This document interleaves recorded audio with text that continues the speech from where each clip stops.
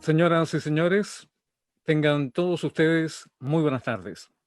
En nombre de la Universidad de Chile, damos a todas y todos los presentes una muy cordial bienvenida a este encuentro organizado por nuestra Casa de Estudios de la Embajada de Italia en Chile. Espacio en el que podremos conocer de primera fuente parte de la experiencia del proceso constituyente italiano ocurrido entre 1946 y 1947 y compartir junto a reconocidas personalidades del mundo político y académico algunos de los aprendizajes que esa experiencia puede entregar a nuestro país.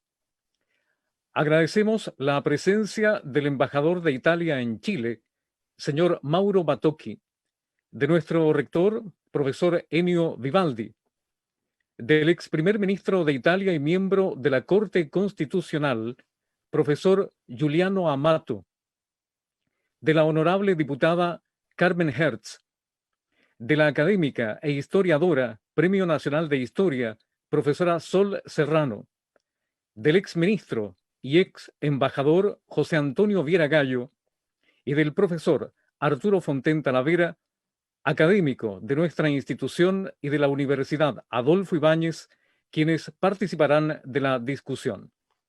También saludamos y agradecemos la presencia del profesor Alejandro Jofré, prorector de la Universidad de Chile, del excelentísimo señor Francisco Olavarría, embajador de México, del honorable señor Quentin Weiler, jefe de la delegación adjunta de la Unión Europea, de la profesora Faride Serán, vicerrectora de Extensión y Comunicaciones, de la señora Magdalena Gandolfo, contralora universitaria subrogante, del profesor Francisco Martínez, decano de la Facultad de Ciencias Físicas y Matemáticas, del profesor Roberto Neira, decano de la Facultad de Ciencias Agronómicas, de la profesora Carmen Luz de la Maza, decana de la Facultad de Ciencias Forestales y de la Conservación de la Naturaleza, profesora Verónica Figueroa, vicepresidenta del Senado Universitario,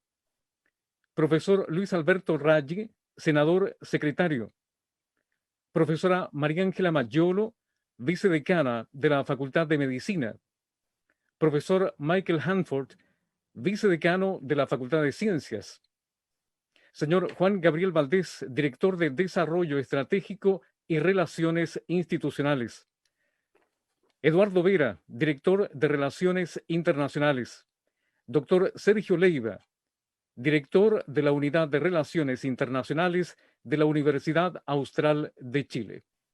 Saludamos también y muy cordialmente a las y los honorables miembros del cuerpo diplomático, académicos, académicas, estudiantes, amigas y amigos presentes, y a quienes nos acompañan en nuestras redes sociales. Les invitamos a seguir esta conferencia en sus distintos idiomas. En castellano, a través del Facebook de la Universidad de Chile, y en italiano, a través de nuestra plataforma en YouTube. En primer término, me es grato dejar con ustedes al señor Mauro Batocchi, embajador de Italia en Chile. Muchas gracias, estimado rector Vivaldi, caro presidente Amato, distinguidas y distinguidos expositores, señoras y señores. Estoy muy honrado de poderles escuchar hoy conversando sobre el proceso constituyente italiano y cómo este podría ser una fuente de inspiración para Chile. Chile que se prepara a elegir una convención constituyente y a escribir su nueva constitución. Expreso un agradecimiento particular a la Universidad de Chile por organizar este evento. Siempre la Universidad de Chile está en el centro del debate cultural, político y social del país con una mirada inclusiva y abierta. Muchas gracias al rector Vivaldi y a su equipo, empezando por el ex ministro y ex embajador Juan Gabriel Valdés y al ex embajador Fernando Ayala. Yo creo que no hay mejor representante de Italia para debatir el tema de hoy que Giuliano Amato, uno de los expertos de derecho constitucional y de los políticos más destacados de nuestro país. Fue 2 veces primer ministro. Forma parte de la Corte Constitucional desde septiembre de 2013 y es vicepresidente de la misma desde septiembre de 2020. Caro Presidente, la ringrazio di cuore per la sua partecipazione dall'Italia. Los italianos están siguiendo con mucho interés la nueva fase institucional de la vida de Chile, un país con el que nos unen valores, familias y un fuerte sentido de cercanía a pesar de la distancia geográfica. Creo que el lanzamiento de este proceso constitucional demuestra antes que nada la fuerza de la democracia chilena. Chile ha sido capaz de encontrar una respuesta institucional a una crisis social. Y se trata de una respuesta innovadora, ya que la convención contará con paridad de género y con la participación asegurada de los pueblos indígenas. De esta manera, Chile ya se ha puesto en la vanguardia del derecho público comparado. Italia, en el contexto más amplio de la Unión Europea, está fuertemente comprometida para que el proceso constituyente sea un gran éxito y un modelo para toda Latinoamérica. La Constitución italiana se escribió durante años muy distintos del presente, después de la Segunda Guerra Mundial. A pesar de ello, estamos convencidos de que tanto en términos de proceso como en términos de contenidos, la experiencia italiana puede ser inspiradora. El video que les vamos a mostrar en unos minutos empezará a mostrarles el porqué de lo que estamos diciendo. Agradezco en este sentido al Instituto Luce de Roma por poner a disposición gratuitamente las imágenes de la época.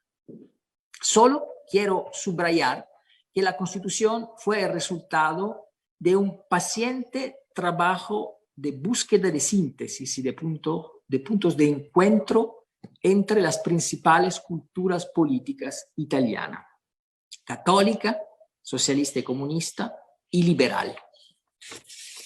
Después de 73 años de la entrada en vigor, hoy las encuestas confirman que los italianos seguimos amando nuestra Constitución.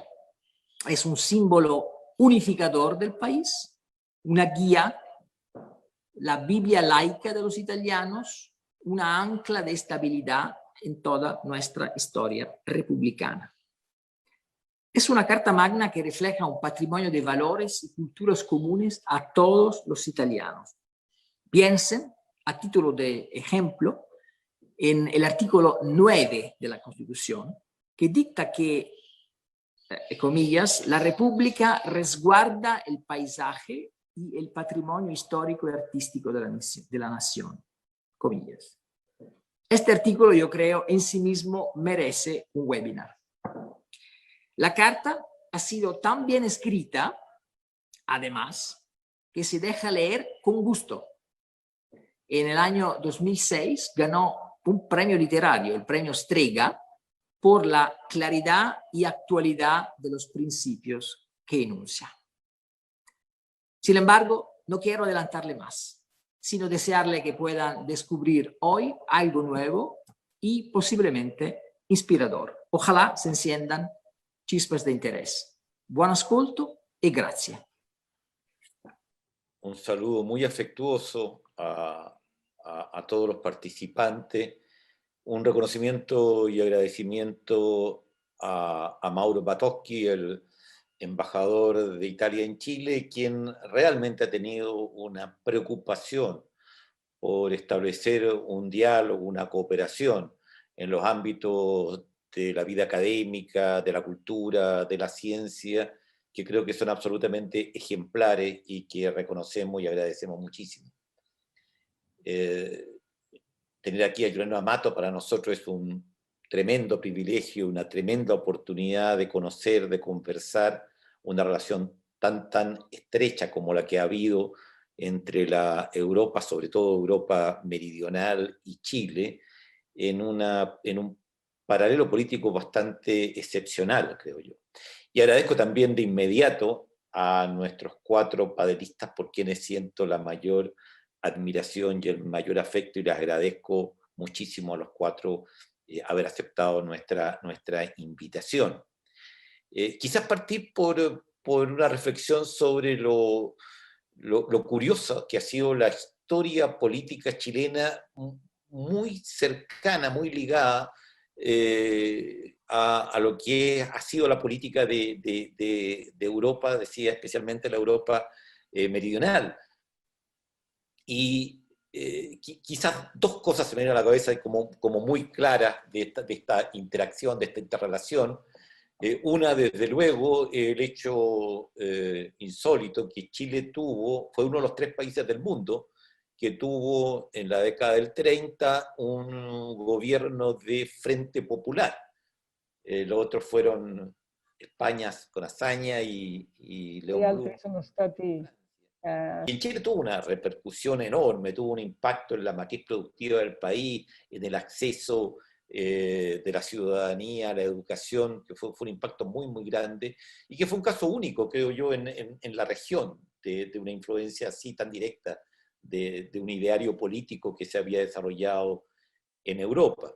Y quizás si tuviera que nombrar otro caso notable y buscar uno que hubiera operado en la dirección recíproca, contraria, qué duda cabe que la suerte que tuvo el gobierno de Salvador Allende en los años 70 fue profundamente estudiado, analizado, incorporado, reflexionado en el ámbito político, sobre todo en Italia, donde existía un proyecto político que de alguna manera tenía puntos de contacto muy importantes. Yo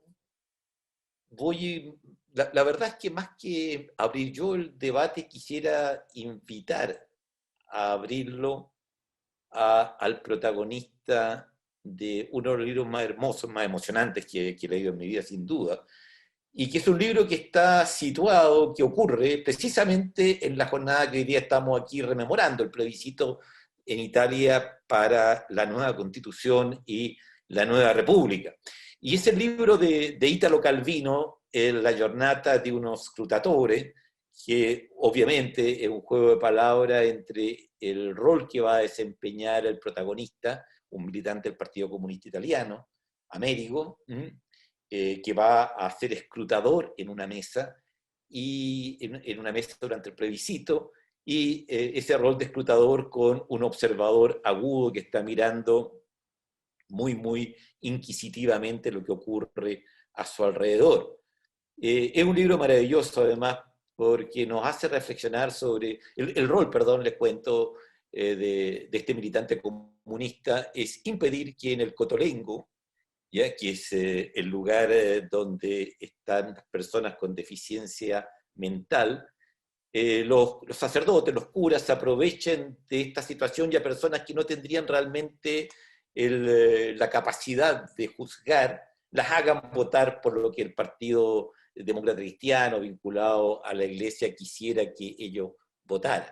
Y el libro es un recorrido entre este militante que va a impedir que ocurra esto, y una de las reflexiones más profundas que yo he conocido sobre lo que es el derecho del ser humano, porque obviamente a muy poco andar, Américo se da cuenta que lo que él está haciendo es defendiendo la tradición liberal, y con toda claridad y derecho, porque lo que está haciendo realmente es discriminando dónde hay un abuso o no del derecho de cada individuo a emitir como tal su opinión. Y este juego de ideas que acompaña al conjunto del libro es probablemente una de las cuestiones más emocionantes que yo haya leído. Voy a traerle a ustedes solamente un fragmento de un párrafo, de una frase larguísima que marca el comienzo del libro. La tengo aquí, y porque creo que también nos coloca un poco en el espíritu de poder escuchar el testimonio que nos va a dar Giuliano Amato. Dice, voy al final de la oración, dice, tratando de mantenerse sereno a pesar de su, otra expresión vaga, pesimismo, en parte hereditario también, el quejumbroso aire de familia que distingue a los italianos de la minoría laica, que cada vez que vence se da cuenta de que ha perdido, pero siempre subordinando un optimismo igual o más fuerte, el optimismo sin el cual no sería comunista. Entonces habría que decir un optimismo hereditario de la minoría italiana que cree haber vencido cada vez que pierde, y subordinado al mismo tiempo a su optimismo el viejo escepticismo italiano en el sentido de lo relativo, la capacidad de adaptación y de espera, es decir, el enemigo secular de aquella minoría. Y entonces todas las cartas volvían a estar revueltas porque quien parte a la guerra contra el escepticismo no puede ser escéptico acerca de su victoria, no puede resignarse a perder, de otro modo se identifica con su enemigo. Y ojo, y sobre todo, dice, el haber comprendido, por favor atención, finalmente, lo que no era tan difícil de comprender, que este es solo un rincón del inmenso mundo y que las otras cosas se deciden, no digamos en otra parte, porque otra parte está en todas partes, pero sí a una escala mucho mayor también en esto había razones para el pesimismo y razones para el optimismo, pero las primeras acudían a la mente de modo más espontáneo. Este último punto que quiero destacar es que Calvino aquí sitúa, y muy anticipatoriamente, que la política italiana va a estar muy determinada por lo que ocurre en otra parte, que obviamente son las grandes potencias en este mundo dividido que le va a corresponder vivir por las siguientes décadas. Y obviamente otra cosa que invitamos a Giuliano Amato es que es tan importante para nosotros lo que va a ser la nueva configuración mundial, estoy hablando ahora del presente, y los vínculos históricos entre Europa y América, cómo se va a generar dentro del contexto global. Creo que lo que digamos en este referéndum, el plebiscito, las reflexiones que hagamos van a ser tremendamente importantes. El libro de Calvino tiene una escena inolvidable en que cuando él se está preguntando dónde uno tira la línea entre lo que es un ser humano que tiene derecho a votar, que es una persona que está intelectualmente calificada para votar, y el que no, ¿ya? Y la respuesta la encuentra en un padre que está interactuando, que le está partiendo unas nueces a su hijo que está ahí hospitalizado, ¿ya? Y eso le será tan conmovedora, ¿ya? Que efectivamente uno piensa en lo que representa el derecho de las personas, sobre todo en un momento en el cual tienen que estar decidiendo sobre el conjunto de la sociedad y sobre el conjunto de su calidad de interacciones. No puedo dejar de decir que yo, al igual que muchos de los que presentes, durante 17 años estuvimos por debajo de la línea de quienes tienen capacidad intelectual para opinar sobre elegir representantes o lo que fuere, digamos, en esta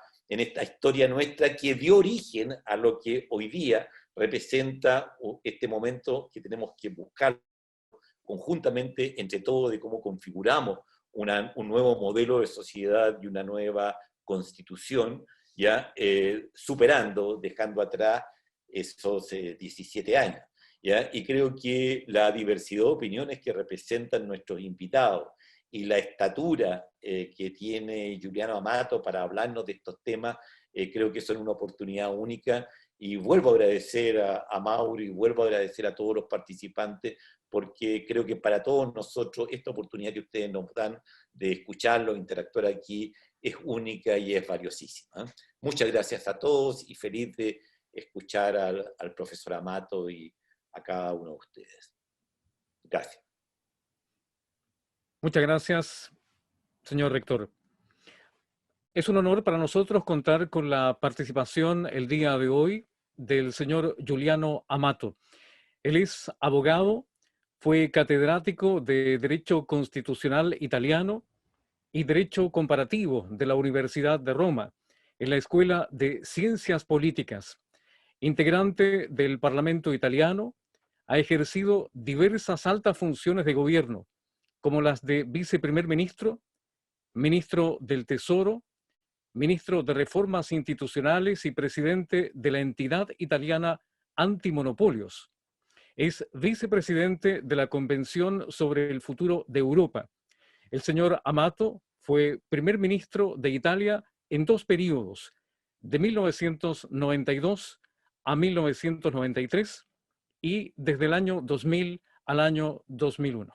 Señor Amato, usted con la palabra.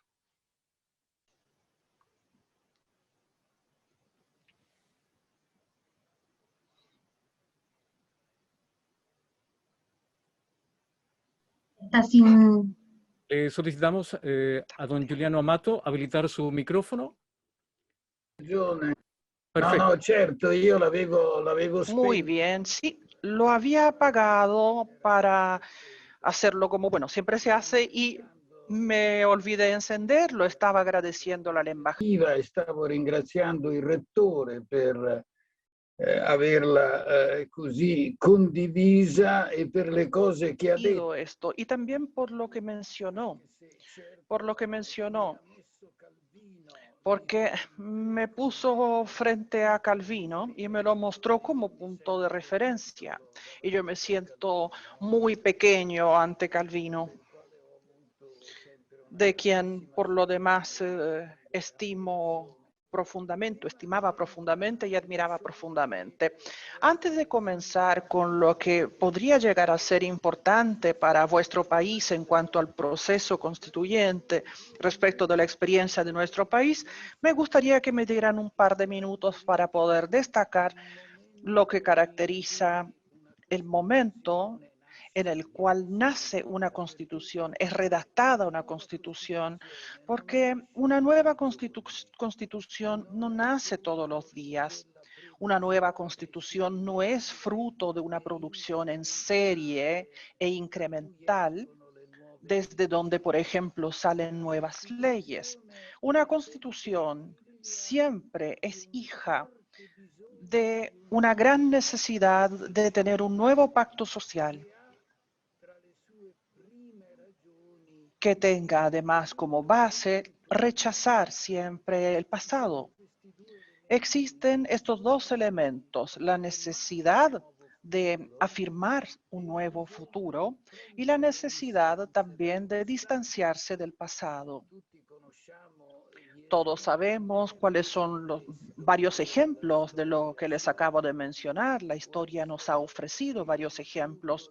Ejemplo, rechazar un pasado colonial, como pasó, por ejemplo, en Algeria, como sucedió en los Estados Unidos de América, y como sucedió en muchos otros países que conquistaron su independencia en el siglo XX. También puede ser rechazar un pasado de ser súbditos en cuanto a la raza, aplastados por una minoría fuerte, ¿cierto? Como por ejemplo en el caso de Sudáfrica. Puede ser también el caso de una mayoría que de repente se encontró sin derecho alguno bajo un régimen autoritario o incluso fascista, tal como sucedió en el caso de Italia.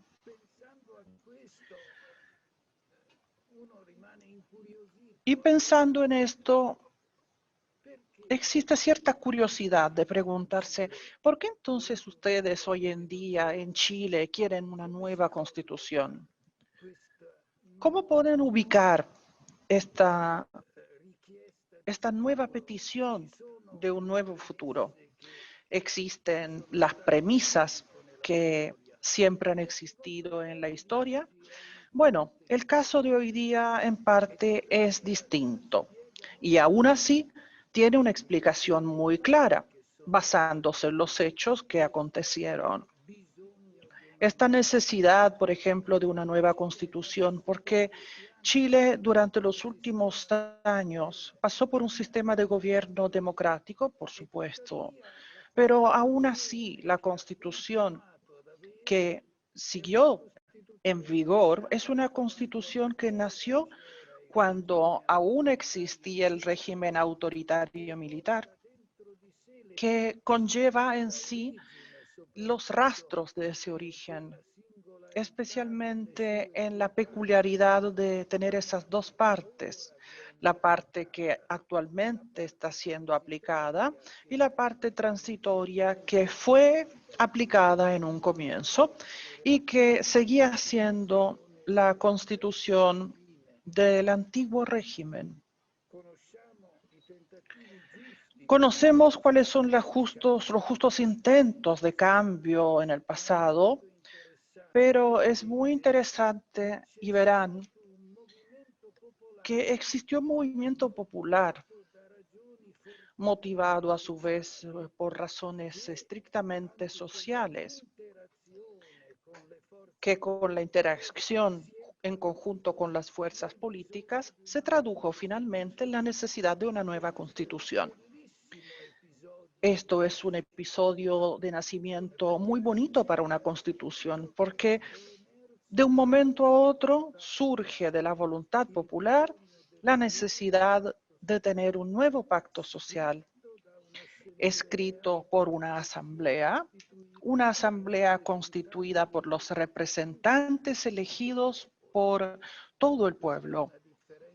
Y esta es una diferencia fundamental entre las constituciones. Las constituciones escritas por las élites terminan siendo constituciones solamente hechas para las élites. Las constituciones que nacen en asambleas realizadas directamente por la voluntad de los electores tienen raíces que son mucho más fuertes para la democracia que instauran. Esto justamente lo que sucedió en Italia en el año 46 y 48. Justamente el video que alcanzamos a ver en parte destaca la resistencia como un hecho previo a la Constitución.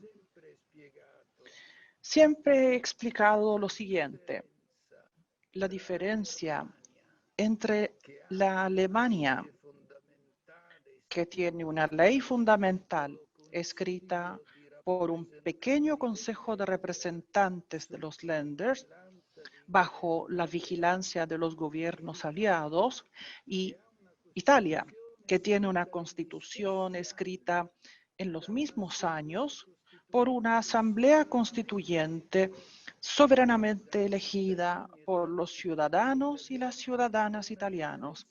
Esta es una diferencia que se debe al hecho que nosotros tuvimos una resistencia y en cambio Alemania no pudo tenerla. Esta resistencia generó a su vez una élite representativa de una nueva Italia, que los gobiernos aliados también tuvieron que reconocer. De aquí nuestra Asamblea Constituyente, hija de esta nueva clase dirigente, que tiene una característica peculiar, que es la que llamó la atención y que hizo que el mundo se sorprendiera por nuestra Constitución. Pero, ¿cómo fue posible que fuerzas políticas unidas por el antifascismo, pero a la vez profundamente divididas por las perspectivas futuras? Hablemos, por ejemplo, de un partido comunista que en ese entonces estaba inspirado en el modelo soviético y una democracia cristiana que en cambio era mucho más cercana a Occidente, a los Estados Unidos.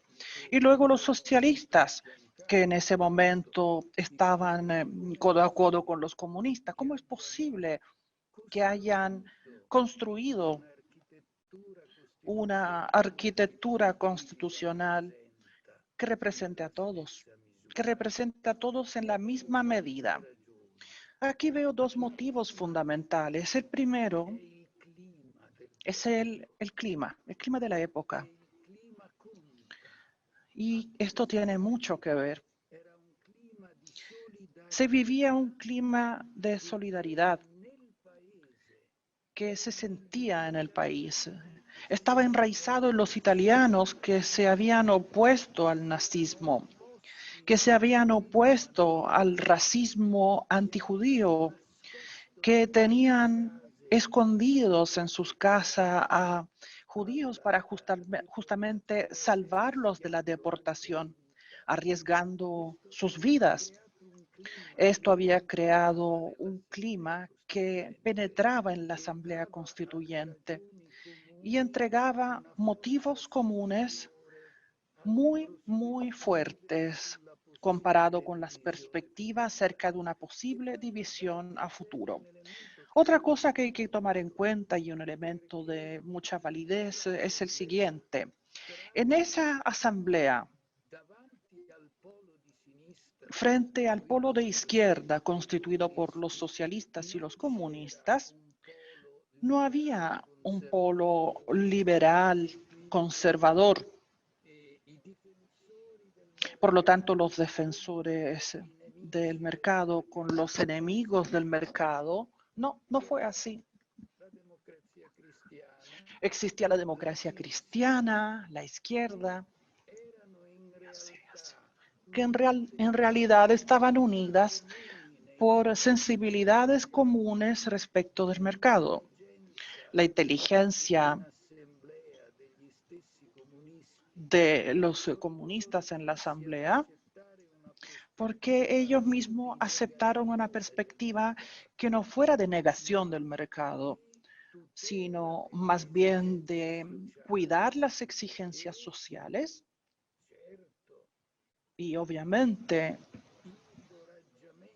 fomentar una intervención pública en la economía para poder construir la que luego en Alemania llamarían economía social de mercado. Pero existía una sensibilidad muy común respecto de los derechos sociales y de las cuestiones económicas entre la democracia cristiana, los socialistas y los comunistas. Y no es coincidencia que los puntos más controversiales tuvieron que ver con otros temas. Tuvieron que ver con el tema entre, por ejemplo, Estado e Iglesia. Pero muchos artículos, no solamente el voto final, tuvieron un quórum de aprobación muy alto. A veces no fue así. Piensen que una enmienda que quería ser introducida, que quería introducir la indisolubilidad del matrimonio, del vínculo matrimonial en la Constitución, fue eliminado por un voto, no fue aprobado por un voto. Sin ese voto, la Constitución italiana hubiese presentado la indisolubilidad del vínculo conyugal. Pero en cuanto al trabajo, en cuanto a los derechos, a la educación, al cuidado social, entre los límites a la propiedad, a la iniciativa económica, que son derechos, pero tienen que a su vez respetar la dignidad y la seguridad de los trabajadores. Acerca de todo esto no fue para nada difícil encontrar consenso.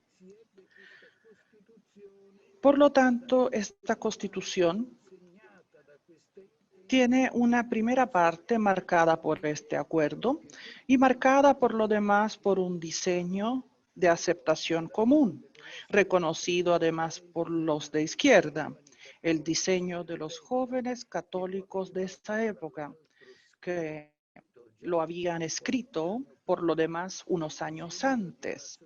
El diseño de una sociedad fundada en la persona, no sobre el individuo, sino sobre la persona,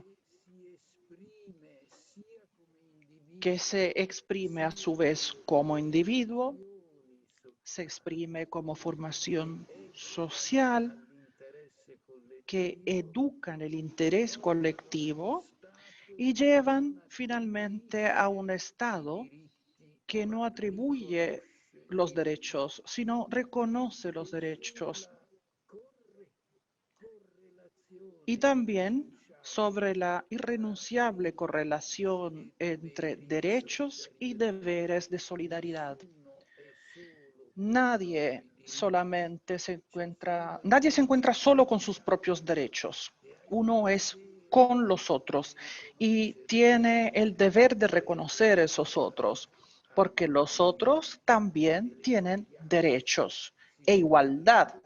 Y la igualdad se basa justamente sobre esto. Este es un diseño común, compartido de manera muy fuerte. Es el tejido base de la cultura italiana de los últimos años, que permitió a la Constitución vivir y permanecer como una fuente de enseñanza también en los años más recientes, que llevaron hacia la llamada sociedad líquida de Bauman. Antes de cerrar mi intervención, quisiera hacer un comentario. Quiero decirle que el acuerdo que caracterizó justamente esta parte importante de la Constitución se dio también en cuanto a la parte que tiene que ver con la forma de gobierno. Los resultados de ese acuerdo fueron menos positivos comparados con los de la primera parte. ¿Y por qué? Porque crearon un sistema de gobierno, y no caigan en esta trampa, en el cual el espacio que se le dio a los equilibrios, a los checks and balances, es mayor al espacio que se le da a la decisión, al poder de decisión. ¿Y por qué sucedió esto? Creo que sucedió por dos motivos. El primero, lo que nosotros llamamos el miedo del tirano, o el miedo al tirano.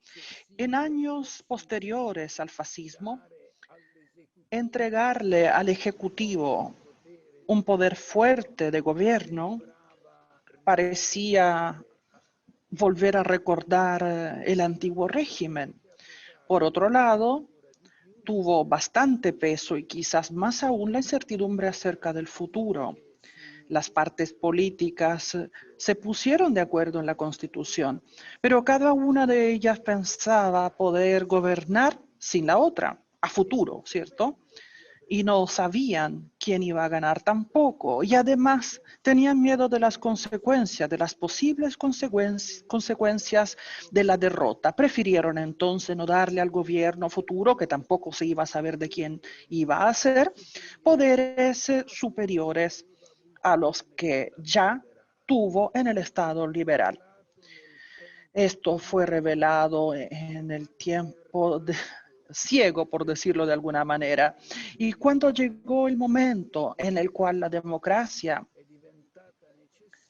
se hizo necesaria, justamente para decidir, deformó entonces la Constitución vigente, en vez de encontrar en ella un instrumento con el cual hubiese podido gobernar de mejor manera.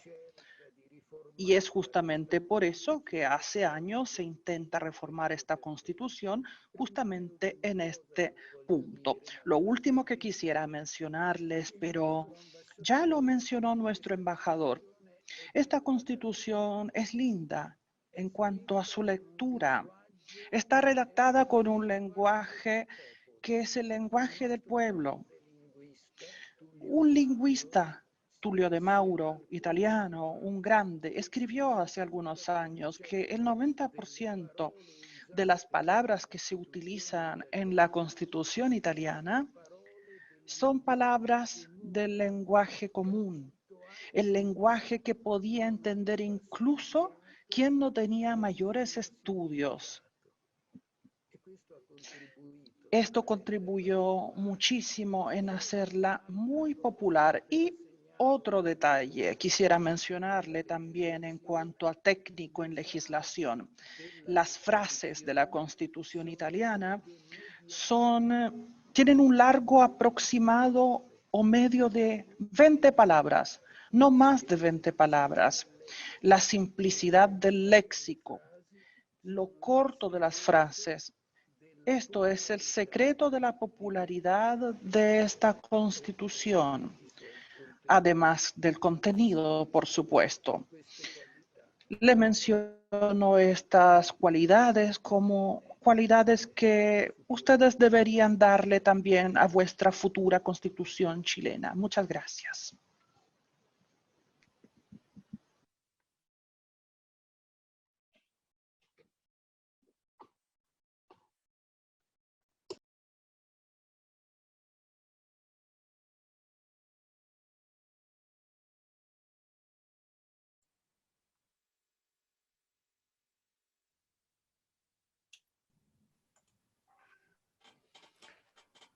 Muy bien, damos las gracias a don Giuliano Amato por esta interesante exposición que nos ha realizado en el día de hoy, conjuntamente con ofrecer las excusas por no haber emitido en su totalidad el video en el primer momento de nuestra transmisión. Vamos ahora sí, y como parte de este obsequio que la comunidad italiana en Chile nos ha realizado, compartir con ustedes el audiovisual que nos mostrará parte del contexto y características que rodeó el proceso histórico italiano al elaborar una nueva constitución muy reconocida hasta el día de hoy. Comenzamos a ver este audiovisual.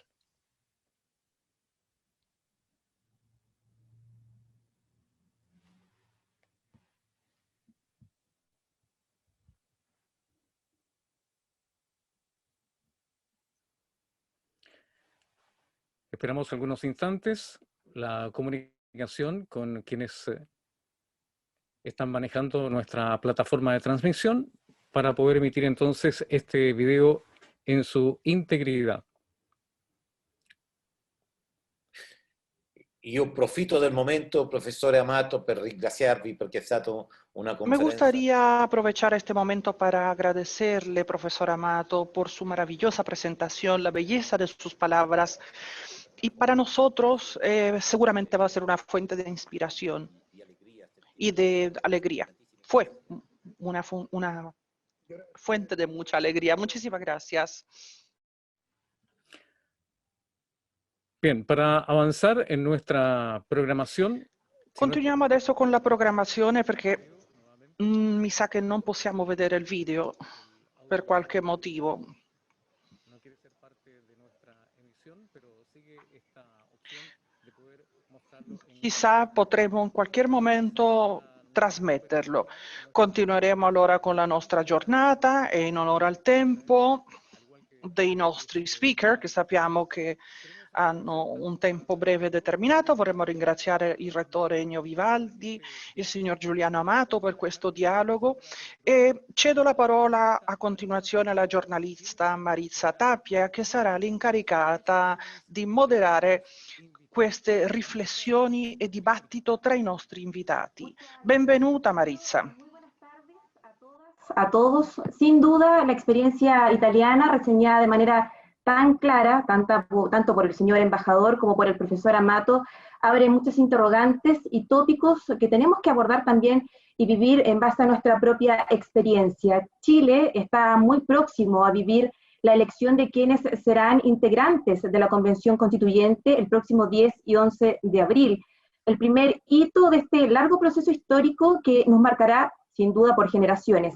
Pero a esa elección pronto también vendrá el reglamento o las formas de resolver dificultades, la relación de estos constituyentes que van a tener que tener con los ciudadanos y las ciudadanas, el plebiscito de salida, tantos procesos que aún quedan por resolver y que quedarán obviamente grabados también en nuestra historia. Hemos invitado esta tarde a 4 reconocidas figuras del mundo tanto político como académico para abrir esta conversación, para profundizar en todas las interrogantes y reflexiones que hoy se abren. Ellas y ellos abrirán los fuegos. La idea es generar un diálogo junto también al ex primer ministro Giuliano Amato, que lo escuchábamos recientemente. Cada panelista presentará su reflexión, sus ideas, y al concluir las 4 presentaciones, abriremos también el diálogo con el doctor Amato. Invitamos a quienes nos siguen a través de esta plataforma, ¿cierto? A través de Zoom, también quienes están atentos a todo esto, para dejar en el chat sus consultas, sus inquietudes, sus impresiones, para poder compartirlas también al final y abrir el espacio del diálogo para todas y todos. En primer término, vamos a dar la bienvenida a la diputada Carmen Hertz. Ella es representante del Distrito 8 de la región metropolitana, integrante del Partido Comunista de Chile, ex embajadora de Chile en Hungría y en Bosnia-Herzegovina. Abogada por la Universidad de Chile, ha sido reconocida en múltiples ocasiones por su permanente defensa en los derechos humanos. Así ha sido galardonada, entre otros, por la Comisión Chilena de Derechos Humanos, quien le confirió el Premio de los Derechos Humanos Jaime Castillo Velasco, la Corporación 3 y 4 Álamos, quien le entregó la Medalla de Honor por la defensa en esta área. Recibió el Premio Internacional René Cassin por su labor de defensa de los derechos humanos y en el año 2003 recibe también el Premio Ciudadanía Mundial Dr. Jan Mayer, otorgado por el Programa de Formación de Líderes Mundiales de la Universidad Tufts de Boston, esto en Estados Unidos. El premio también a la coherencia Laura Rodríguez, entregado por la Fundación Laura Rodríguez, y el premio de la Asociación de los Abogados de Chile. Le cedemos, diputada, la palabra para que entregue también su reflexión.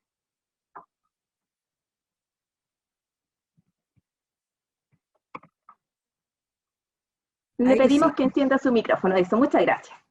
Bueno, muchas gracias. En primer lugar, agradecer al señor rector de la Universidad de Chile, al señor embajador de Italia, el señor Mauro Batocchi, y por cierto, a nuestro invitado de honor, el gran jurista y quien fuera primer ministro de Italia, el señor Amato, quien nos ha ilustrado y nos ha inspirado con una intervención, como bien dijo el rector, no solo profunda, sino también hermosa.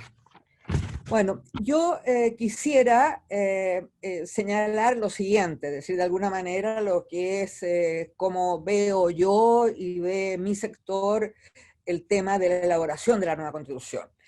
Tenemos que recordar sin duda que después de una oleada de manifestaciones sociales que se inician el 18 de octubre del 2019, que fueron sin precedentes en la historia reciente chilena y que tuvieron paralizado al país los meses de octubre, noviembre y diciembre, y que solo la pandemia logró en parte detener. A propósito de eso, el 25 de octubre del año 2020, la ciudadanía, por una mayoría, ¿no es cierto?, abrumadora, decide dar inicio a la elaboración de una nueva constitución con el mecanismo de una convención constitucional, es decir, 100% de los integrantes elegidos, paridad de género y escaños reservados para los pueblos originarios. Estas serán elegidos en los próximos 10 y 11 de abril. Ese es el proceso que tenemos más importante por delante. La impronta de las movilizaciones sociales ha estado marcada por una impugnación radical de las desigualdades sociales, económicas y culturales que hay en Chile, y también respecto al rol de las élites políticas y económicas del país. Y no es casual que el himno de las manifestaciones sea la voz de los que sobran. La ruptura constituyente en nuestro país tiene como antecedente un proceso, yo diría, largo de descomposición social que tuvo expresiones puntuales en los años pasados, ya sea en forma o en manifestaciones con distintos grados de masividad, pero que daban cuenta de una crisis política y social que se estaba incubando lentamente. Las principales críticas que ha recibido la Constitución del 80 redactada en dictadura se han sistematizado, yo podría decir, en 3 ejes fundamentales relacionados entre sí. En primer lugar, su origen autoritario y la imposibilidad real, a mi juicio, de legitimarla. En segundo lugar, el establecimiento en esta Constitución de un sistema democrático deficitario que ha neutralizado la política y ha neutralizado el autogobierno colectivo. Y por último, la opción ideológica neoliberal de la Constitución y por consiguiente la casi nula consagración de los derechos sociales y económicos. El déficit democrático y sus recursos contramayoritarios que contiene esta Constitución la vuelven intocable. Intocable en aspectos sustantivos. En primer lugar están las leyes de supermayoría, que son las que interpretan la Constitución, las leyes orgánicas constitucionales, las de quórum calificado. En segundo lugar tenemos el control preventivo del Tribunal Constitucional y la práctica jurisprudencial de ese tribunal. Y en tercer lugar, la rigidez y los altos quórum para la reforma de la Constitución. Por eso varios autores la llaman la Constitución celda o la Constitución tramposa. Por otra parte, se han planteado también nuevos cuestionamientos a esta Constitución que son atribuibles en realidad a una tendencia general del constitucionalismo chileno. En primer lugar, esta visión monocultural de la sociedad chilena. No se reconoce el carácter plurinacional del Estado chileno. Hay un excesivo centralismo territorial que imprime, especialmente la Constitución de Pinochet, al todo el diseño institucional. Y por último, hay un diseño hiperpresidencialista que provoca sin duda un fenómeno de concentración del poder. Todas las críticas reseñadas se pueden constatar hasta hoy, a pesar de las múltiples reformas que ha sufrido la Constitución. El Tribunal Constitucional, y ya voy a terminar, al que se ha definido como un enclave de la derecha y una suerte de tercera cámara, una suerte de legislador negativo, podríamos decir, se ha vuelto una barrera prácticamente infranqueable para los proyectos de ley que buscan hacer realidad los caminos de cambio social en Chile. Así, por ejemplo, el Tribunal Constitucional declaró inconstitucional la titularidad sindical en la reforma laboral. Declaró inconstitucional la circulación de la píldora del día después, entre otros. Ha sido diseñado, y con razón, como un guardián del diseño institucional e ideológico impuesto por la dictadura cívico-militar.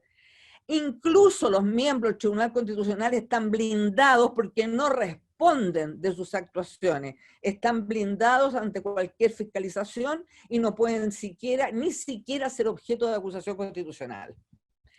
A mi juicio, la ruptura constituyente significa una importante impugnación al poder autoritario, una demanda existencial de los excluidos, una aspiración democratizadora, una ruptura de índole cultural y una suerte de liberación nacional y social.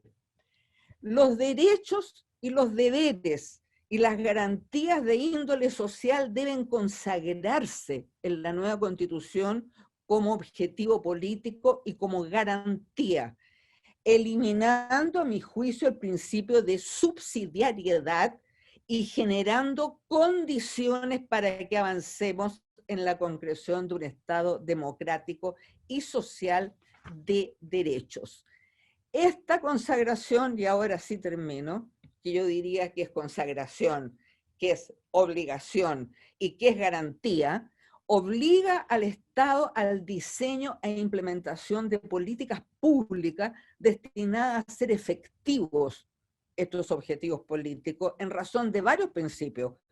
Principio de medida inmediata, principio de regresividad, el principio de progresivo desarrollo y el principio de prioridad, entre otros. Muchas gracias. Muchas gracias, diputada. Sin duda, parte de lo que estamos discutiendo hoy día acá y de lo que vamos a vivir en las próximas semanas, el próximo 10 y 11 de abril, tiene relación también con lo que ha ido creciendo y aumentando en las movilizaciones sociales que Chile las ha tenido ya hace varios años, ¿no? Por el descontento entre la gente, entre los ciudadanos y las ciudadanas. A continuación, ahora los invito a escuchar la reflexión que nos va a entregar la profesora Sol Serrano. Ella es doctora en Historia por la Universidad Católica de Chile. En 2018 recibió el Premio Nacional de Historia, convirtiéndose en la primera mujer en obtener dicho reconocimiento en esa categoría. Ha formado decenas de generaciones de estudiantes de pre- y posgrado, dirigiendo además innumerables tesis de licenciatura, magíster y doctorados. Entre 2015 y 2017 se desempeñó también como vicerrectora de investigación de la Universidad Católica de Chile. Profesora, el micrófono virtual esta tarde está disponible para usted. Buenas tardes. Muchísimas gracias, Maritza. Un privilegio tener el micrófono en una ocasión como esta. Quiero agradecer a mi tan querido rector Vivaldi esta invitación junto al embajador de Italia, que me permiten y nos permite una posibilidad que reconozco y va más allá de mi horizonte, que era poder escuchar en vivo, diré, y en directo al presidente Amat. Así como hablamos de un periodo de revoluciones, una era de revoluciones democráticas o liberales entre fines del siglo XVIII y comienzos del XIX, también se ha llamado a la Europa de la inmediata posguerra un momento constitucional. Ese momento constitucional que sin duda destacó particularmente la experiencia italiana, además por ser la primera. Es conocida en general por esto de la incorporación de los derechos sociales, pero quizás en un sentido más amplio, y en esto el presidente Amato lo dijo tanto mejor que debiera saltarlo, pero ya mejor me atengo a lo que sencillamente pensé, es un enraizamiento en la propia sociedad respecto a cómo organizarla a través de la Constitución. Y en ese sentido, como bien lo dijo el presidente, es contra el pasado fascista y también contra el pasado liberal. Entonces, la idea de que está el cambio de las constituciones de primera generación a esta que es de segundísima, es una penetración del tiempo histórico en la formulación constitucional. Es decir, pasar de lo abstracto, de esa constitución abstracta, basada en la figura de un individuo, que es un individuo y a sus libertades, un individuo que no tiene historia, un individuo que no tiene sociedad, un individuo, dirán algunos también, sin necesidades. A pesar de ello, lo dijo también el rector Vivaldi al citar a Calvino, sí estaban aquellas constituciones también enraizadas en su tiempo, al defender, al tener un horizonte utópico sobre la igualdad y la libertad del individuo, porque estaba luchando contra una sociedad estamental. Y claro que aquel horizonte utópico liberal permitió también poner en tensión la historia hacia una democracia social, llamémoslo así. Pero en la segunda mitad del 20, esa visión abstracta del individuo y de sus derechos, para esas alturas, más que agua, diremos ya demasiada sangre había corrido bajo los puentes de Europa. Es como ya no podían hacerse cargo de esa sociedad en la cual esos dolores dieron parte también, creo, de ese clima que hizo posible el diálogo al cual se refirió el presidente. También tanta pobreza. Mirado así, soy historiadora, como te digo, así que no puedo mirar desde otro lado. Es como si la facticidad de la historia hubiera entrado en ese debate constitucional. El referendo. El referéndum. Monarquía y república. Y las elecciones de la Asamblea Constituyente del 46, en la cual me corregirán los italianos, pero eran como 550, creo que son la Cámara, o, era mucha gente. Ha sido considerado por muchos historiadores, y aquí sigo en parte a Paolo Grossi, que es colega del presidente Amato en la Corte, que fue colega, de un momento, de una experiencia constitucional particularmente luminosa. Y Y creo que, como no soy especialista en el tema, no he leído las actas de aquel proceso, que deben ser, tal como su resultado, una belleza, pero cuesta lo que es claro en la literatura histórica, al menos al respecto, es la densidad conceptual y política de quienes asumieron la tarea de la nueva Constitución. Cuesta imaginar un momento tan difícil como la caída del fascismo, haber perdido una guerra y tener unas tensiones políticas también que no eran menores, más el inicio de la Guerra Fría. Es claramente una constitución nacida del dolor. Es una constitución y todos sus constituyentes, hombres, por cierto, todos, aunque esa elección de la Asamblea incorporó por primera vez a las mujeres al sufragio, vivieron, digo aquí, el dolor, y es fundamentalmente antifascista. Yo quiero destacar 2 puntos, y directamente me estoy refiriendo a lo que tanto creo que podemos aprender. Primero, que en esa experiencia, lo político y la política se diferenciaron tanto como se potenciaron.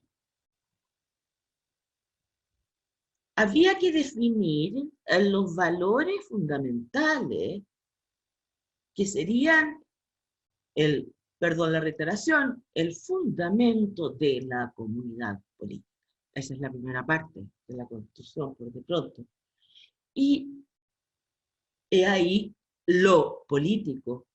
Y había que acordarlo en una variedad ideológica y política que tenía grandes diferencias y tensiones. Ahí está la política.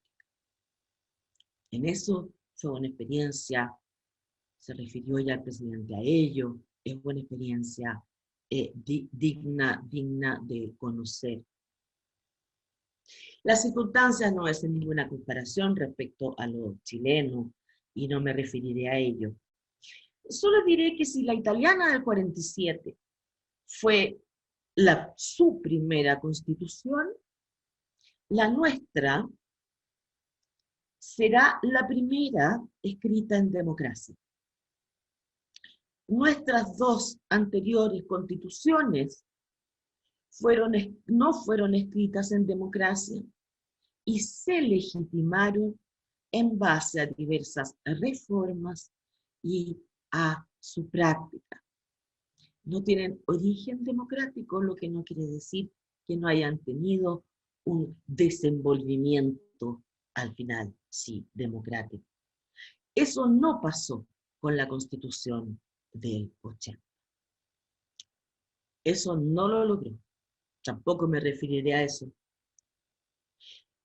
Bien, pero tenemos la oportunidad única de hacerlo ahora y hacerlo bien. De que el clima tan enconado en que hemos estado en Chile, con los conflictos que bien sabemos, pero con un tipo de espíritu de diálogo más bien poco fresco, diría yo.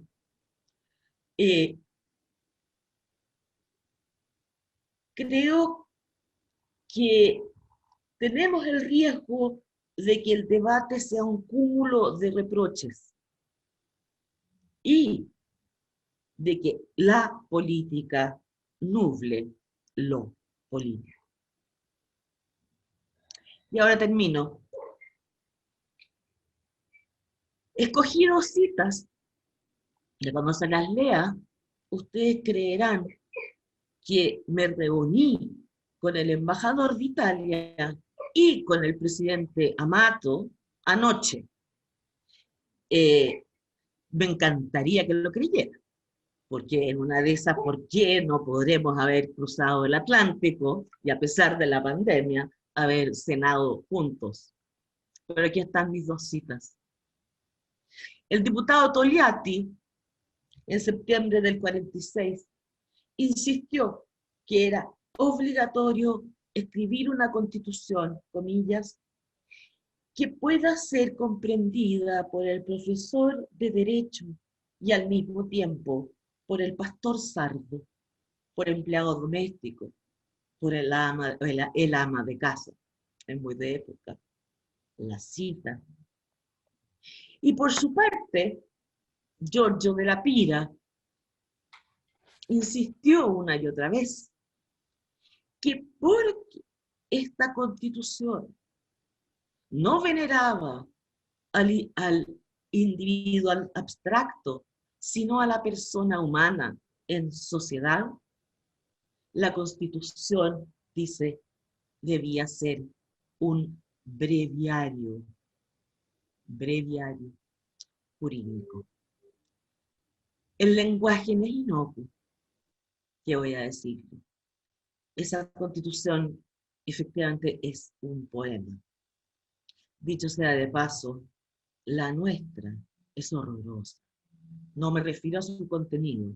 La escritura de nuestra Constitución no pasa primero base. Es horrorosa. Ojalá nuestros constituyentes tengan el sentido de la belleza, de la síntesis, que es capaz el lenguaje para ser aprehendido como valor. Vuelvo a dar mi sincero agradecimiento, además de haber compartido este panel con una honorable y dos grandes intelectuales y grandes amigos. Muchas gracias. Le agradecemos a la profesora Sol Serrano por esta reflexión. Me quedo con una parte, destaco lo que usted señalaba de que como nunca en nuestro país tendremos la oportunidad de escribir una constitución y de hacerlo bien. Es parte de lo que acaba de reflexionar la profesora Serrano. Nosotros seguimos con este diálogo, continúa ahora, e invitamos al ex embajador, ex ministro José Antonio Vieragallo. Él es abogado por la Pontificia Universidad Católica de Chile, académico, político del Partido Socialista de Chile, ha tenido una destacada trayectoria, ha sido diputado, senador, ministro de Estado, ministro del Tribunal Constitucional, embajador de Chile en la República también Argentina. Ha sido premiado por el Consejo para la Transparencia, esto en el año 2009, a la mejor iniciativa del sector público por la Ley de Acceso a la Información Pública del Consejo para la Transparencia, y en el 2012 recibe el premio Scopus entregado por la Universidad Hebrea de Jerusalén, entre otros reconocimientos. José Antonio también ahora tiene el espacio para dar su reflexión. Lo invitamos. Bueno, en primer lugar quisiera agradecer tanto al embajador Batocchi como al presidente Amato por esta gran oportunidad. En el currículum que Maritza acaba de leer, faltó quizás lo más importante. Yo estuve exiliado 10 años en Italia y ahí conocí al profesor Amato y, bueno, vuelvo a agradecer la enorme solidaridad que hubo con los exiliados chilenos. Yo quisiera, más que hacer una reflexión sobre lo que pasa en Chile, formular algunas preguntas que nacen de lo que el propio Giuliano Amato nos indicó hoy día. En primer lugar, a mí me sorprende enormemente que el proceso constituyente italiano haya podido poner de acuerdo fuerzas tan diferentes, no solo sobre principios, sino que también sobre instituciones. Y además lo haya hecho en un momento en que esas mismas fuerzas estaban peleando dentro del gobierno de unidad nacional que se estaba dividiendo. Lo que nos hace pensar, digamos, cómo pudiéramos nosotros en Chile poner de acuerdo fuerzas muy distintas desde el punto de vista doctrinario, de su experiencia y de su apreciación sobre el momento político que vive el país. Yo creo que ese es un enorme desafío que tenemos. Quisiera aprovechar para preguntarle a Giuliano Amato su otra experiencia constitucional, que fue cuando participó en el proyecto de redacción de la Constitución Europea. donde ahí sí habían fuerzas también muy diferentes desde el punto de vista no solo de demócratas cristianos, socialistas, comunistas y liberales, sino que también habían fuerzas conservadoras de Europa. Este proyecto al final no logró tener éxito por lo que sabemos del rechazo de algunos países, pero por lo menos se presentó un proyecto, o sea que hubo acuerdo en la comisión redactora, y eso me resulta particularmente interesante. Después preguntarle sobre los derechos económicos y sociales. No va a haber diferencia en Chile sobre consagrarlos. El problema en Chile va a ser cuál va a ser el papel de la magistratura para garantizarle a cada persona su derecho particular. Una cosa es decir, tengo derecho a la salud en general, otra cosa es decir, tengo derecho yo como individuo a un tratamiento oportuno, a medicamentos que son de bajo costo. ¿Puede el juez intervenir? Me gustaría saber de su parte cuál ha sido el papel de los jueces en Italia para garantizar a las personas las declaraciones abstractas de los derechos sociales. Y la última reflexión es lo siguiente. Toda constitución, como muy bien dijo Giuliano Amato, nace en un momento de crisis, pero su mirada debe estar puesta en parte, por cierto, en dejar atrás el pasado, pero sobre todo hacia el futuro. Y la prueba máxima de una constitución es que dure en el tiempo, lo que ha ocurrido con la constitución italiana. En América Latina, en cambio, estamos acostumbrados a grandes arquitecturas constitucionales que el tiempo se las lleva por delante rápidamente.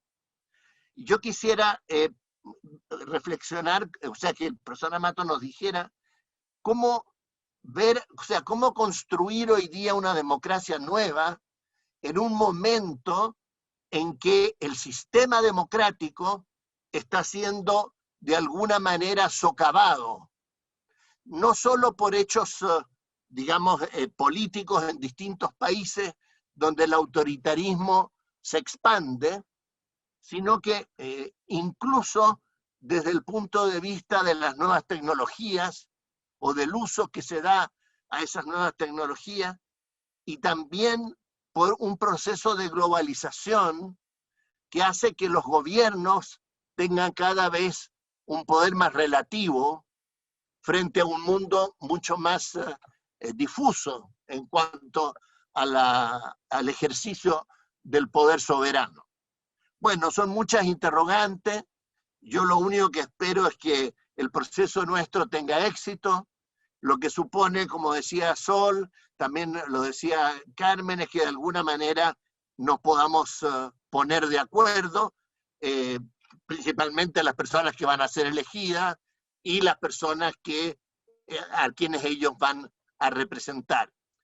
Y nosotros tenemos un particular desafío que es, por primera vez en nuestra historia, abrirnos a una realidad que siempre se ha negado, que es la realidad de los pueblos originarios, tanto el pueblo mapuche como principalmente el pueblo Rapa Nui. Y esto supone un desafío intelectual muy grande para todas las fuerzas políticas. Así que con esas reflexiones me despido y muchas gracias de nuevo al rector, al embajador por esta oportunidad. Muchas gracias, José Antonio. Señor Amato, lo vi tomando nota. Lo invito a que escuchemos la ponencia ahora del profesor Fontaine para después pasar a abrir el diálogo y usted pueda respondernos esa y otras inquietudes que tenemos también para la conversación. Los invito ahora a que escuchemos justamente lo que nos preparó el profesor Arturo Fontaine Talavera. Él es novelista, es poeta y ensayista, es licenciado en Filosofía de la Universidad de Chile, con estudios de posgrado en la Universidad de Columbia, obteniendo los títulos de máster en Artes y también en Filosofía. Fue director del Centro de Estudios Públicos, miembro de la Academia Chilena de la Lengua, integrante del directorio del Museo de la Memoria y de los Derechos Humanos. académico de la Facultad de Filosofía y Humanidades de la Universidad de Chile, especialista en filosofía de la literatura, filosofía del arte, política y estética. En 1981 fue galardonado con el Premio Filosofía de la Ciencia David Schiff y ha recibido también los premios Iberoamericano de Narrativa, Las Américas y José Núñez Martín en 2011. Profesor, lo escuchamos. Muchísimas gracias por esa generosa presentación. Un honor estar aquí. Muchísimas gracias al embajador Batocchi por esta oportunidad y a nuestro rector, Enio Vivaldi. Un privilegio poder oír al presidente Giuliano Amato en persona describiendo lo que fue esa experiencia extraordinaria de la convención que creó o que dio origen a la Constitución italiana. Me gustó mucho que el rector recordara ese libro de Calvino, que a mi juicio que tiene tantos méritos, uno de los cuales es hacer la pregunta de en qué consiste triunfar y en qué consiste ser derrotado en política, que es algo más sutil de lo que a primera vista parece, y tiene mucho que ver con el clima que se necesita crear para que surja una constitución como pasó en Italia. Y el profesor Amato nos ha descrito en forma muy elocuente y muy breve, pero muy persuasiva, me parece a mí, ese clima de amistad cívica que permitió esa convergencia de sectores tan distintos y que sin embargo se pudo proyectar a futuro. Hay mucho que aprender de esa Constitución. Yo creo que efectivamente debiera ser una fuente de inspiración para nosotros. Nosotros estamos partiendo de una Constitución que nunca pudo ni podría haberse legitimado, y yo creo que somos muchos los que lo dijimos y lo escribimos muchísimas veces. Era una Constitución que, a diferencia de otras que han surgido de una forma autoritaria o no democrática, se logran democratizar y legitimar en su ejercicio. A mí me parece que esta Constitución, lo he dicho muchas veces hace muchos años, nunca iba a poder transitar en esa dirección, nunca iba a poder ser legitimada. De manera que este proceso tarde o temprano tenía que llegar, pudo haber llegado antes, llegó ahora, y es una extraordinaria oportunidad para nosotros, y la experiencia italiana debe estar presente en nuestra mente. Ahora, así como la Constitución italiana, y quiero partir con un breve comentario y luego hacerle un par de preguntas al profesor Amato. Así como la Constitución italiana se hace contra algo, también tiene un vínculo con el pasado, y eso a mi juicio tiene que ver con el régimen político que en definitiva se escoge. Porque en la Italia del siglo XIX, aunque rige el Estatuto Albertino, la verdad es que poco a poco empiezan a establecerse prácticas propias de una monarquía constitucional, parlamentaria o semiparlamentaria, ¿no? En 1876, cuando sale el político Marco Minghetti, ¿no es cierto?, y asume el famoso político de izquierda Agostino de Pretis, por ejemplo, no es porque el rey cambió y de conservador pasó a ser un hombre de izquierda, es porque las mayorías del Parlamento se han alterado, de tal manera que hay una práctica parlamentaria, existe un presidente del Consejo de Ministros en ese momento, y esa práctica me parece que es muy importante tenerla presente. Entre 1861 y 1921 hubo 37 gobiernos, no porque el rey cambiara 37 veces de visión política, sino que porque las mayorías parlamentarias lo hacían conveniente ese camino. No quiero decir que el rey era como el rey de Inglaterra, que reina y no gobierna, era un rey que intervenía más, que formaba los gobiernos y que tenía ciertos poderes. En ese sentido se parecía un poco el sistema hacia el final, poco antes de la aparición de Mussolini, ¿no es cierto? Se parecía bastante en los años anteriores a los sistemas semipresidenciales donde el presidente retiene ciertos poderes y no es jefe de gobierno, pero en algunas dimensiones lo es. Por ejemplo, de hecho, ¿no es cierto?, cuando Luigi Facta, que era el primer ministro, el último que hubo antes de Mussolini, intenta decretar el estado de emergencia, cuando Mussolini avanza sobre Roma, ¿no es cierto?, el rey Víctor Emanuele III, ¿no es cierto?, se niega a firmar ese decreto de emergencia y por el contrario entonces le pide a Mussolini que sea justamente presidente del Consejo de Ministros. Y recordemos que Mussolini hace una coalición donde los fascistas están en minoría y empieza a gobernar desde ahí. Es desde ahí donde adquiere los poderes de emergencia, es desde ahí donde modifica la ley electoral, y por ahí por el año 24 o 25 ya es absolutamente claro que es un dictador hecho y derecho. Pero el sistema tenía una tradición parlamentaria. Entonces, cuando se redacta la Constitución actual, se recoge y se intensifica esa tradición parlamentaria. Se elimina la figura del rey, aparece la figura de un presidente elegido por el Congreso, que no es elegido por el pueblo y que es propiamente un jefe de Estado, y el jefe de gobierno es propiamente, ¿no es cierto?, el jefe digamos, el presidente del Consejo de Ministros, o lo que nosotros llamamos primer ministro.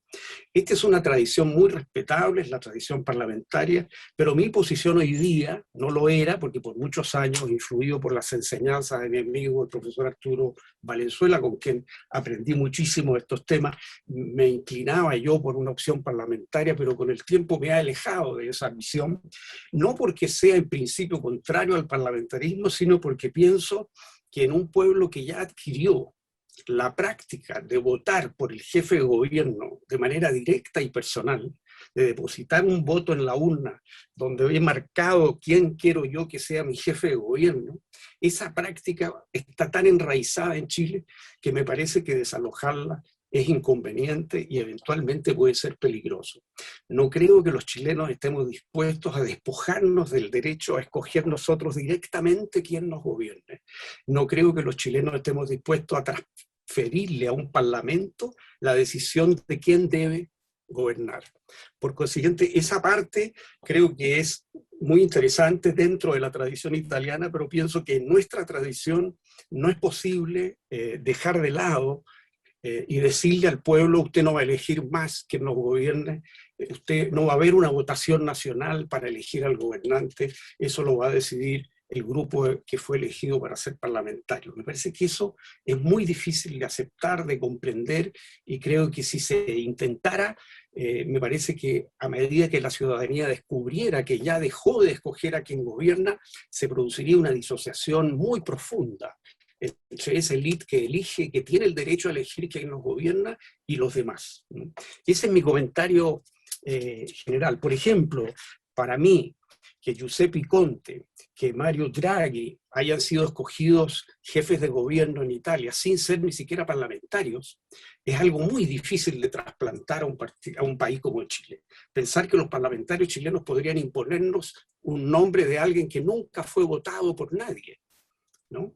Eso me parece muy propio de la tradición italiana. En Italia ha funcionado, esto no es una crítica para nada al sistema italiano, digo simplemente que cada país tiene su propia tradición y que Italia hizo bien en avanzar dentro de su tradición, y nosotros tenemos que avanzar hacia un presidencialismo perfeccionado, mejorado, modernizado, pero que no abandone este aspecto, el voto directo de la ciudadanía por quien debe ser el jefe de gobierno. Ese es mi comentario. Preguntas. Dos preguntas concretas al profesor. La primera es: el año 2001 se introdujo en la Constitución italiana, en el artículo 118, el principio de subsidiariedad.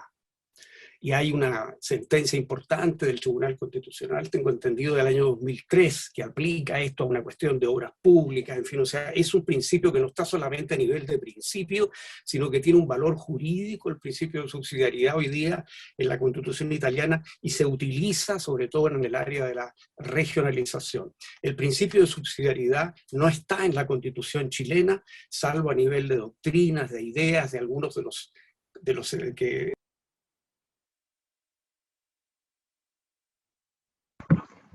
Profesor Arturo Fontaine, le pedimos por favor que encienda su micrófono. ¿En qué momento se cortó? ¿Hace rato? No, hace muy poquitos segundos. Usted ya había alcanzado a usar la primera pregunta. Perfecto. Entonces, la primera pregunta es: el artículo 118 introdujo el 2001 el principio de subsidiariedad en la Constitución italiana. Hay una sentencia del Tribunal Constitucional que aplica este concepto a una cuestión regional. Es un principio entonces que tiene un valor jurídico, no es simplemente una cuestión doctrinaria general. Entonces me interesaría mucho que usted nos contara cómo opera, por qué se introdujo, qué importancia tiene el principio de subsidiariedad en la Constitución actual italiana. Esa es la primera pregunta. La segunda pregunta es un poco más general. Yo diría que el gran peligro que tenemos a futuro en las distintas constituciones, en las distintas democracias, y que lo estamos viendo en distintas partes del mundo, no es una dictadura pura y dura, sino que es el autócrata que se disfraza de demócrata, gana elecciones, gobierna legalmente, pero en realidad es un autócrata.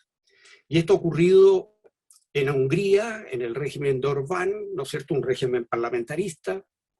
Ha ocurrido en Polonia, un régimen semipresidencial con Kaczynski, ¿no es cierto?, que logran controlar todos los resortes del poder de una manera que resulta difícil encontrar dónde está la falla constitucional. La ilegalidad no existe prácticamente, simplemente una mayoría que se impone de golpe, que logra cambiar la Constitución, que logra modificar el Tribunal Constitucional, anularlos. En ambos casos, tanto Orbán como Kaczynski tuvieron choques con el Tribunal Constitucional y lograron doblegar los tribunales constitucionales y se han apropiado de todos los poderes.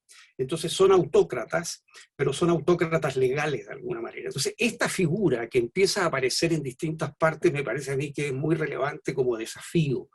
Y la pregunta que le hago a un jurista y político como tenemos la oportunidad de tener hoy día, digamos, de gran experiencia, es, en su experiencia, ¿cuáles son las instituciones claves de pesos y contrapesos, de checks and balances, para impedir que un régimen democrático derive en una autocracia legal, como ha ocurrido con Orbán en Hungría y como Kaczynski, con Jarosław Kaczynski en Polonia, por mencionar dos casos? Muchas gracias. Muchas gracias, profesor, por su reflexión. Antes de darle la palabra al profesor Amato, mencionarles que al finalizar en nuestro diálogo vamos a exhibir este video, ¿cierto?, con el contexto del proceso histórico que también vivió Italia hace algunos años, para poder también verlo y tener la posibilidad de complementar todo esto con ese material y esa pieza audiovisual. Dejamos ahora entonces, profesor Giuliano Amato, hay varias consultas sobre la mesa, el micrófono es todo suyo.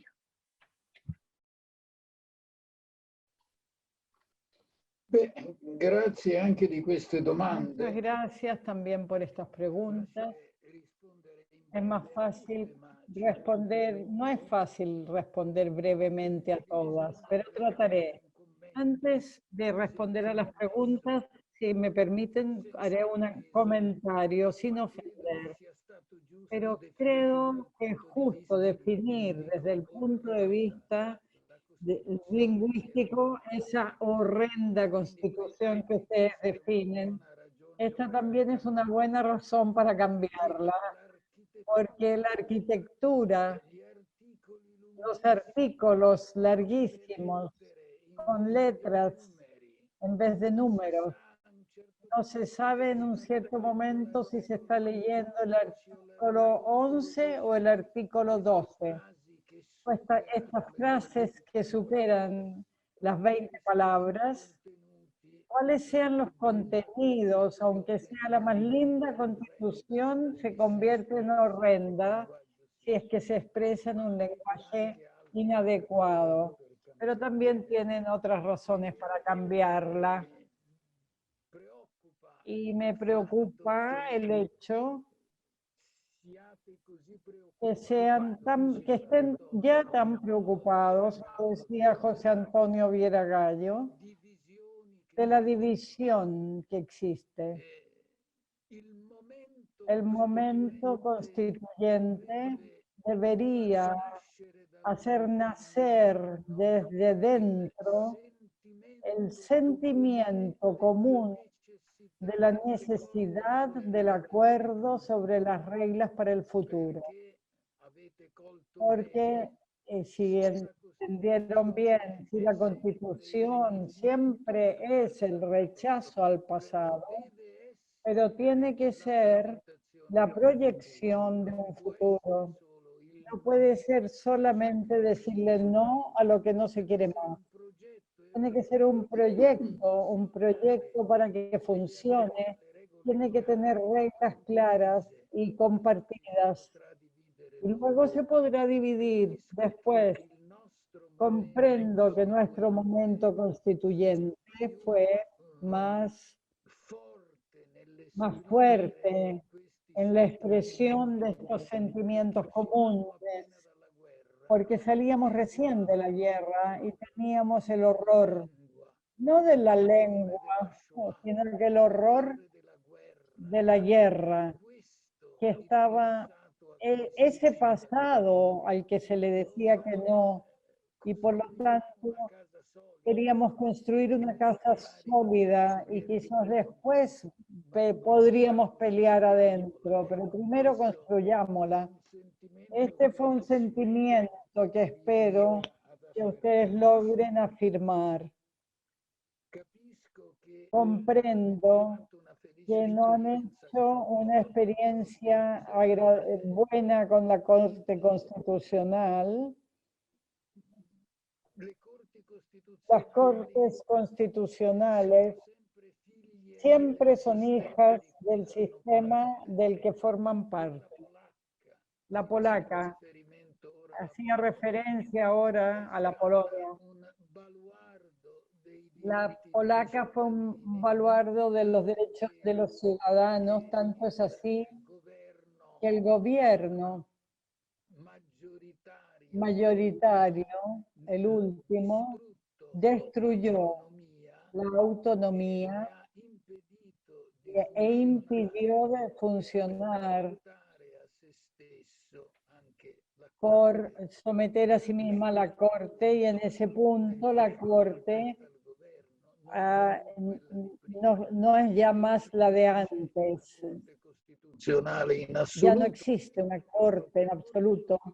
La Corte Constitucional tiene sentido solo si controla a la mayoría.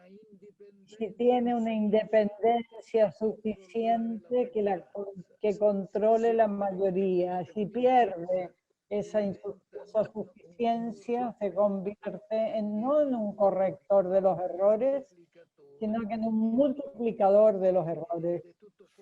Y por lo tanto, todo está ahí, no hay nada más que decir. Yo puedo estar contento porque formo parte de una Corte Constitucional cuya independencia no se discute. Las discusiones pueden ser tantas e independientes de una Corte Constitucional cuyos componentes son todos nombrados por el presidente, como en los Estados Unidos. Y trata de serlo, logra hacerlo. Una de las respuestas es que depende del presidente. Si el presidente quiere tener algunos jueces que representen a la colectividad, la Corte va a salir de una manera. Si quieren, en cambio, jueces que representen solo a él, la Corte va a salir de otra manera. Y creo que me da mucho placer que en el nuevo sistema constitucional los jueces de la Corte Constitucional sean nombrados en parte por el Parlamento, en parte por los mismos jueces de las otras cortes y en parte por el jefe de Estado. Pero hay una proveniencia equilibrada de los jueces que entran a la Corte. Porque los jueces, yo me he convencido, no los de la Corte, sino en general, responden, y respondo a la pregunta de Antonio, de José Antonio, son un vehículo de afirmación del derecho, y logran ser en concreto, porque depende siempre de su cultura.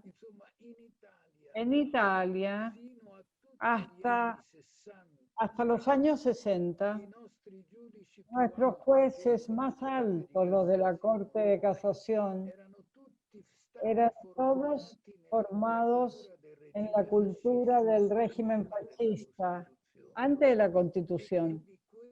Por lo tanto, esos jueces estaban contra la Constitución y no la compartían, al menos. Y con el pasar de los años, la cultura de la Constitución se fue haciendo su cultura, se fue convirtiendo en su cultura y todo cambió. Claro, hoy día se ve que hay derechos que no logran pasar a través del Parlamento, que tiene opiniones distintas y permanece tomado por una suerte de bloqueo y se afirman a través de sentencias judiciales. Diría que la misma corte de la que formo parte, sobre distintos temas, afirma la concretización de derechos constitucionales antes de lo que logra hacer el Parlamento. Y el resto ustedes lo saben. Existen doctrinas que sostienen que es funcional al sistema de gobierno en su conjunto. Las cortes como instituciones independientes, no mayoritarias, tienen una sensibilidad superior a los derechos que a menudo son derechos de minorías y que a través del Parlamento tienen menos posibilidades de pasar. Esta es una doctrina discutida y discutible, pero lo es. Construir una democracia hoy es difícil. Nosotros podríamos construir en modo democrático lo más posible el segmento de vida y de decisiones que están dentro de un Estado, pero justamente las decisiones que vienen adoptadas, que son adoptadas en niveles superiores sobre los Estados por poderes económicos y tecnológicos que van más allá de la jurisprudencia de todos los Estados. Uno de los grandes problemas de la democracia hoy es eso. Tenemos que ponernos frente a ese problema, pero no tenemos la respuesta. No estamos todavía, no hemos podido lograr nosotros europeos que partiendo de los estados soberanos más fuertes de la historia humana, en su cultura, han buscado poner buena parte de esta fuerza soberana suya en un organismo supranacional que es la Unión Europea. Pero los asuntos de esa constitución a cuya redacción participé, dan testimonio de lo difícil que es lograr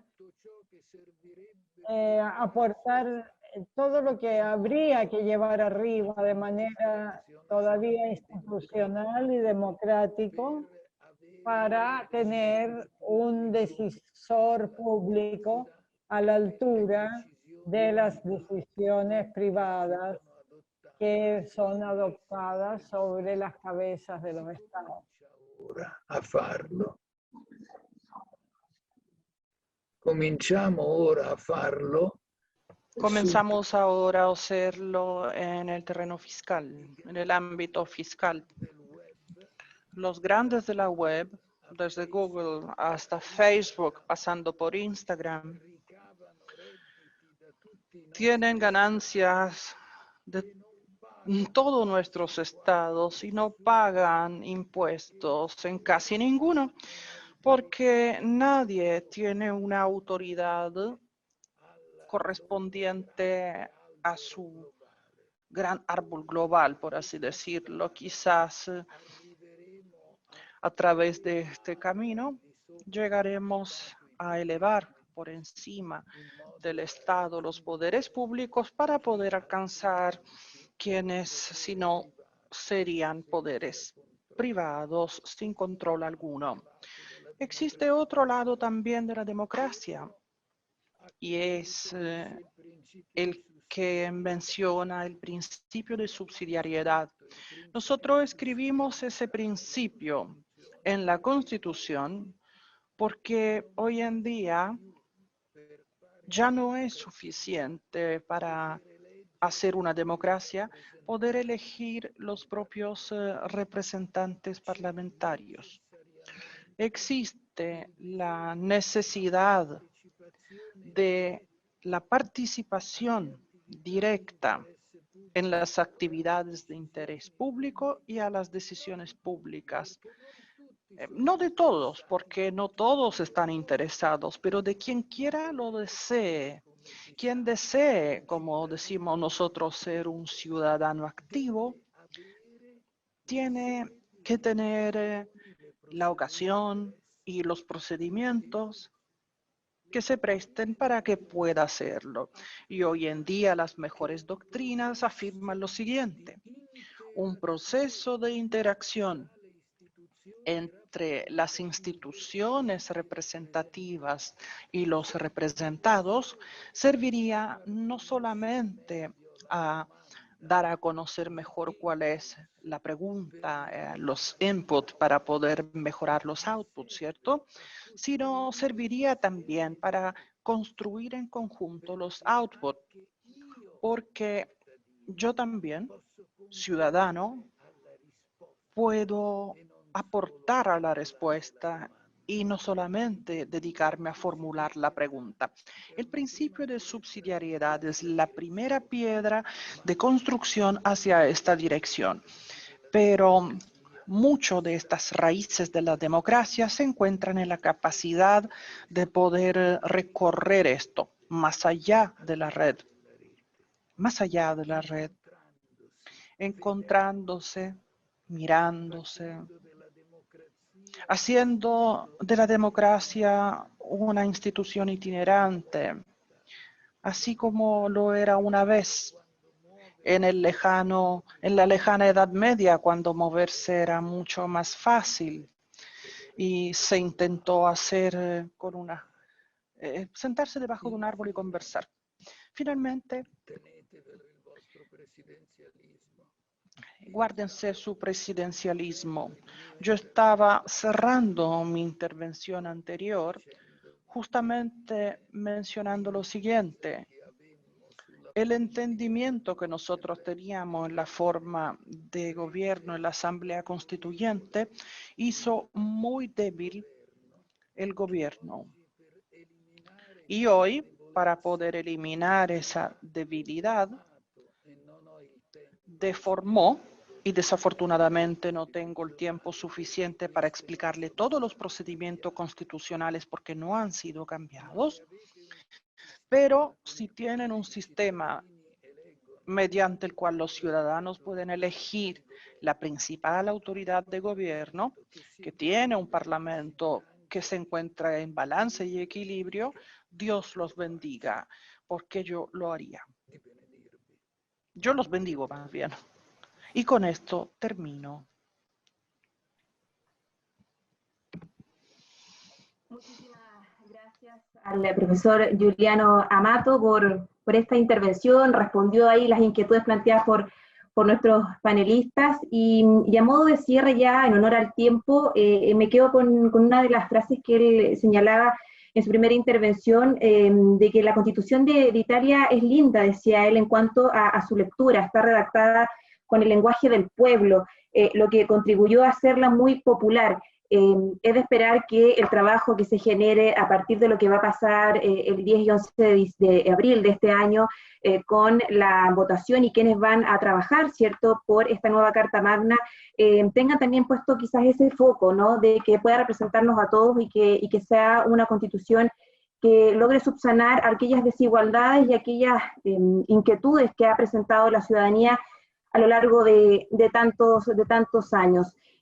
Los quiero invitar a ver el video, ¿cierto? Que teníamos nosotros preparado para todos ustedes, este video con el contexto de la situación histórica de Italia, un buen resumen para entender también, para comprender y empaparnos de lo que vivieron ellos hace tantos años atrás. Así que a ver si esta vez, como dicen, la tercera es la vencida, vamos a ver si vamos a poder ver esta pieza audiovisual. Chile enfrenta hoy el desafío de elegir una convención constituyente, un proceso que Italia vivió hace más de 70 años. La Constitución italiana de 1948 es todavía reconocida como un documento imprescindible. El 75% de los jóvenes italianos se siente orgulloso de su Constitución. La Constitución ha cuidado del orden democrático del país desde las cenizas de la Segunda Guerra Mundial hasta la actualidad, con Italia en la presidencia del G20.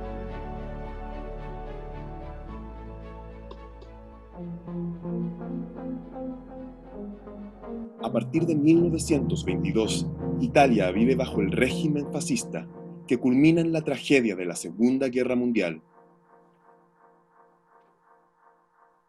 En 1943, las tropas aliadas desembarcan en Sicilia. Comienza una guerra de liberación en la cual será clave el rol de las brigadas partesanas.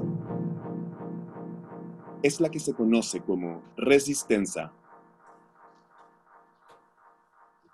El 25 de abril de 1945, toda Italia es finalmente liberada.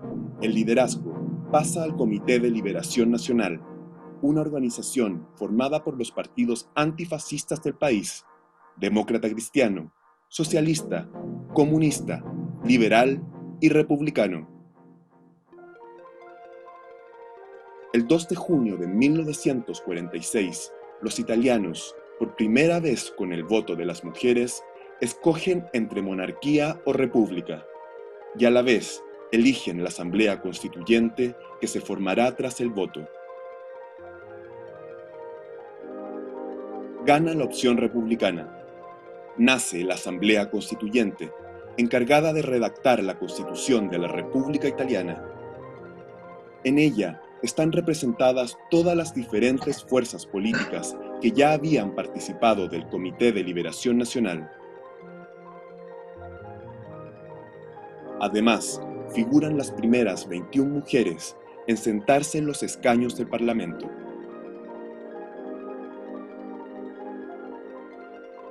Dentro de la Constituyente, se forma una comisión de 75 diputados pertenecientes a las distintas fuerzas políticas, con la tarea de un proyecto de Carta Constitucional y someterlo a la votación de la Asamblea.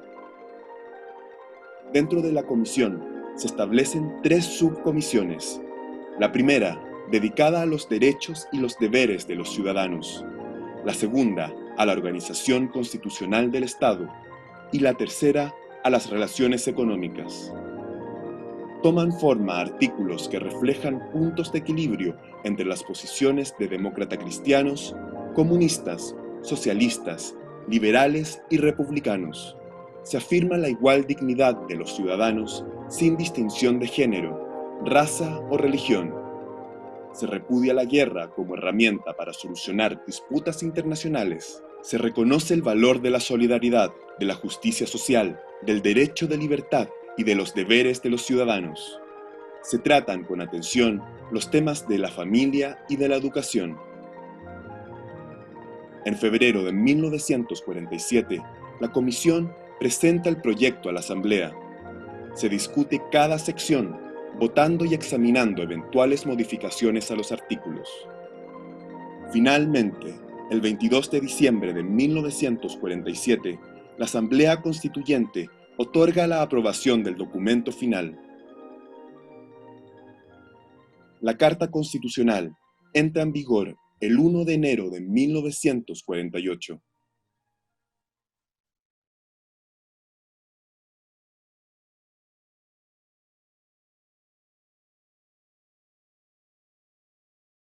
La nueva Constitución enfrenta inmediatamente una prueba importante. En abril de 1948, tras la disolución de la Constituyente, los italianos votan para elegir las 2 ramas del Parlamento en un clima político nacional de fuerte polarización ideológica enmarcado en los comienzos de la Guerra Fría. Es una prueba vital para la joven Constitución que deben causar impulsos que podrían desbordar en enfrentamientos extrainstitucionales. Nada de eso ocurrirá. La Constitución de la República Italiana es sólida y compartida. El proceso democrático se cumple desde entonces hasta el día de hoy. Y ni siquiera en los momentos más delicados de la historia republicana, frente al terrorismo en los años 70, nunca se establecerán excepciones a la Carta Constitucional con leyes especiales.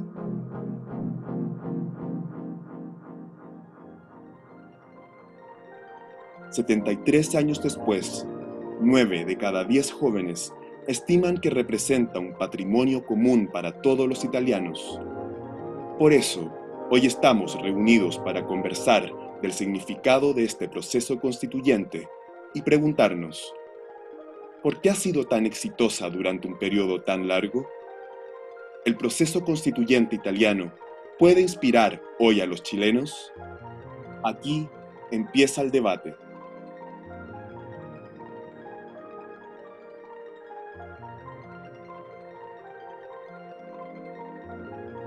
Y bueno, con este interesante video ya damos por finalizada nuestra actividad. Agradecemos enormemente la presencia de todos los acá presentes, especialmente al embajador de Italia en Chile, señor Mauro Batocchi, de nuestro rector, también profesor Ennio Vivaldi, del profesor Giuliano Amato, ex primer ministro de Italia y miembro de la Corte Constitucional, de la honorable diputada Carmen Hertz, de la académica e historiadora, Premio Nacional de Historia, profesora Sol Serrano, el ex ministro y ex embajador José Antonio Viera Gallo y el profesor Arturo Fonten Talavera, académicos de nuestra institución y también de la Universidad Adolfo Ibáñez, quienes participaron, reflexionaron y dialogaron en esta interesante discusión. Que tengan todos ustedes muy buenas tardes.